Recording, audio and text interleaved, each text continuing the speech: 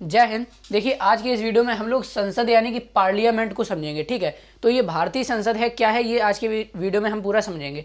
ठीक है, तो देखिए ये जो संसद की जननी कहा जाता है, ये किसको कहा जाता है भैया? ब्रिटेन को संसद की जननी कहा जाता है। यानी कि जो हमारा ब्रिटेन देश है उसी से संसद सबसे पहले वहीं पे बना था, तो इसलिए इसी को ब्रिटेन को क्या कहते हैं? संसद की जननी कहते हैं।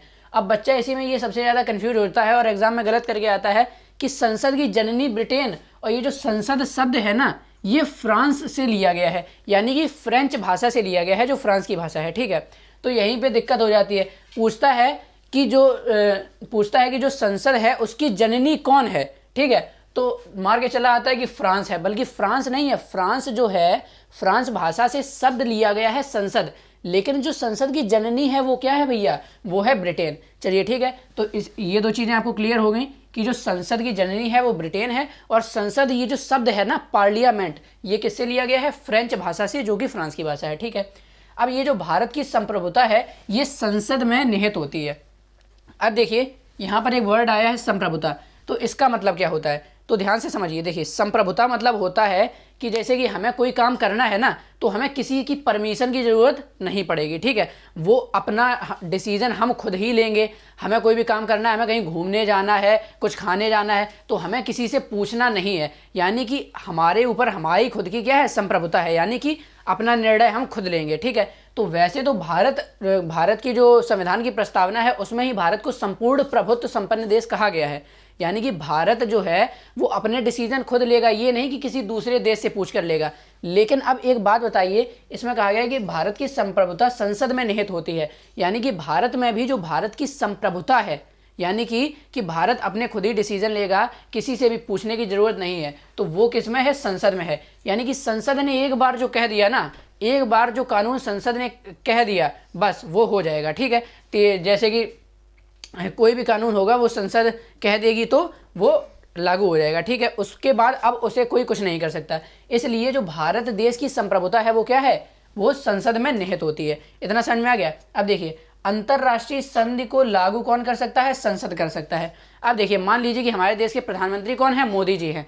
अब मोदी जी मान लीजिए अमेरिका में चले गए या किसी देश में गए, तो वहाँ पर वहाँ के प्रधानमंत्री या राष्ट्रपति से वो क्या कराए? कोई समझौता कराए कि भैया ऐसा है कि तुम मतलब यहाँ पर कोई, जैसे कि कोई किसी को बिजनेस शुरू करना है या प्लांट लगाना है, तो चलो भैया तुम उत्तर प्रदेश की ये जगह है, इस पे प्लांट लगा देना। लेकिन अब भैया देखो उत्तर प्रदेश में योगी जी, उन्होंने मना कर दिया, ऐसा है हम अपनी जगह नहीं देंगे प्लांट लगाने के लिए। ऐसे तो मोदी जी की बेइज्जती हो जाएगी। क्यों? क्योंकि वो तो विदेश में, मान लीजिए यूएसए गए हैं, अमेरिका गए हैं, तो वहाँ कहे आए हैं कि आप अपना प्लांट जो है उत्तर प्रदेश की ज़मीन पर लगाइए, कोई दिक्कत नहीं। और उत्तर प्रदेश सरकार जो है, यानी कि योगी जी अभी हैं, उन्होंने मना कर दिया कि भैया ऐसा नहीं कर सकते हो, तो मोदी जी की बेइज्जती हो जाएगी। इसीलिए भैया जो अंतर्राष्ट्रीय संधि है, ये अंतर्राष्ट्रीय संधि है ना, तो इसको लागू कौन करेगा?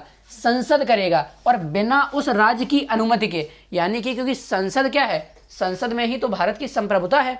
तो यानी कि संसद ने कह दिया, तो फिर राज्य हो चाहे कोई बना रहे हो, कितना भी बड़ा दबंग बना रहे, कोई कुछ नहीं कर सकता। तो जो अंतर्राष्ट्रीय संधि है उसको लागू कौन करेगा? संसद करेगा, और बिना उस राज्य की अनुमति के। तो ऐसे ही आपसे क्वेश्चन में पूछा जाता है कि जो संसद है वो अंतर्राष्ट्रीय संधि को लागू करता है, तो उसमें ऑप्शन में दिया होता है कि बिना उस राज्य की अनुमति के, तो वो ऑप्शन सही होता है। ठीक है, तो राज्य की अनुमति लेने की भैया क्या है? जरूरत नहीं होती है। अब भैया ये जो बिल्डिंग है ना, संसद भवन है एक, ठीक है, तो इसका ये जो निर्माण करता है वो कौन है? लुटियन एंड बेकर, यानी कि दो लोग थे, लुटियन और बेकर। जो ये लुटियन थे ना, उस समय के बहुत अच्छे मतलब वास्तुकार थे। क्या थे? बहुत अच्छे वास्तुकार थे। तो ज़्यादातर जो दिल्ली में ये राष्ट्रपति भवन हो गया, संसद हो गया, ये सब जितनी भी चीज़ें हैं ना, ये किसने बनवाई हैं? लुटियन उस समय के कौन थे? बहुत बड़े वास्तुकार थे। ठीक है, बहुत बड़े आर्किटेक्चर थे। ठीक, और इसके बाद लुटियन तो आर्किटेक्चर थे, और ये जो बेकर थे ये कौन थे? ये मतलब इंजीनियर थे। ठीक है, तो इन्होंने नक्शा तैयार किया था और इन्होंने क्या किया था? उसका निर्माण कार्य संपन्न कराया था। तो इसीलिए लुटियन, जितनी भी बड़ी बड़ी जो दिल्ली में जो राष्ट्रपति भवन हो गया, संसद हो गया, ये सब किसके द्वारा बनाई गई है? लुटियन के द्वारा बनाई गई है। ठीक है, इसका निर्माण काल 1921 से 27, यानी कि ये जो भारत की संसद है ना, ये इसका निर्माण काल यानी कि कितने से कितने समय में बनी है, तो सन 1921 से लेकर 27 में बनी है। और उस समय भारत में वायसराय होते थे, तो वायसराय कौन थे, तो वायसराय थे इरविन। कौन थे भैया, वायसराय थे इरविन, ठीक है। तो निर्माण काल पूछेगा आपसे तो क्या बताएंगे आप, 6 साल का समय लगा था 1921 से 27। देखिए 1921 से 1927 तक 6 साल होते हैं। तो ऐसा भी क्वेश्चन पूछा जा सकता है कि भारतीय संसद को बनने में कितना, निर्माण होने में कितना समय लगा, तो भैया 6 साल का लगा। और पूछ ले कि किस सन से किस सन तक, तो 1921 से 1927 तक। अब ये देखिए जो संसद के बारे में जितनी भी चीज़ें भारत में हैं, जितने भी कानून हैं, हर चीज़ के बारे में हमारा क्या है, संविधान, जो भारत का संविधान है उसमें दिया है। तो क्वेश्चन पूछता है कि ये जो संसद है ना, संसद के बारे में किस अनुच्छेद में दिया है, तो देखिए जो अनुच्छेद 79 है ना, 79, इसमें संसद के बारे में दिया है। तो भारत के संविधान का जो अनुच्छेद 79 है, 79 है, उसमें क्या दिया है, संसद यानी कि पार्लियामेंट के बारे में दिया है, जितनी भी संसद की चीज़ें होती हैं। अब देखिए, अब क्वेश्चन पूछता है कि संसद के कितने अंग होते हैं, और बस यही बच्चा कंफ्यूज हो जाता है। पूछेगा संसद के कितने अंग हैं, तो क्या बताएंगे भैया, 3। संसद के 3 अंग हैं। लेकिन संसद में कितने सदन हैं, तो 2 सदन हैं। देखिए संसद के 3 अंग होते हैं, एक लोकसभा, एक राज्यसभा और एक राष्ट्रपति। यानी कि लोकसभा, राज्यसभा और राष्ट्रपति जब तीनों को मिला देंगे ना, तो क्या बनेगा, संसद बनेगा, ठीक है। लेकिन अगर पूछे कितने सदन होते हैं, ठीक है। अब एक चीज़ समझिए आप, ये जो संसद है ना, ये एक घर है। संसद क्या है, एक घर है। इस घर में 2 कमरे हैं। कौन कौन से 2 कमरे, एक लोकसभा एक राज्यसभा, ठीक है। एक लोकसभा एक राज्यसभा, तो भैया 2 ही तो कमरे हैं ना, सदन कितने हैं, 2 हैं। तो भैया एक राज्यसभा और एक लोकसभा। अब पूछता है कि कितने सदन हैं, तो बच्चों को लगता है लोकसभा, राज्यसभा और राष्ट्रपति, ये तीनों इसके क्या है, सदन है, और 3 मार के चला आता है। अरे भैया सदन तो केवल 2 हैं, एक लोकसभा एक राज्यसभा। राष्ट्रपति अच्छा खासा चलता फिरता आदमी, उसको फालतू में सदन बनाए दे रहे हो हैं। तो क्या है, सदन कितने होंगे, केवल 2, लोकसभा राज्यसभा। लेकिन अंग पूछ दे कि किस किस को मिलाकर भैया क्या होता है कि इसका निर्माण होता है संसद का, तो लोकसभा और राज्यसभा और राष्ट्रपति, जब ये तीनों मिलते हैं ना, तो क्या होता है, पूरी संसद का निर्माण होता है। तो अंग 3 और सदन कितने, सदन होंगे आपके 2। चलिए इतना क्लियर है। अब भैया जो संसद में जो सदस्य बैठते हैं, चाहे वो लोकसभा के सदस्य हों चाहे राज्यसभा के, उससे मतलब नहीं है। अब लोकसभा राज्यसभा अलग टॉपिक है, उसको हम आपको किसी दूसरे वीडियो में पढ़ाएंगे, ठीक है। अभी हम संसद समझ रहे हैं ना, तो कंप्लीट फोकस आपका संसद पे होना चाहिए। जब ये आप समझ जाएंगे तो लोकसभा और राज्यसभा भी आपको समझ में आ जाएगा। आगे के वीडियोज़ में हम लोकसभा और राज्यसभा भी आपको बताएंगे, ठीक है।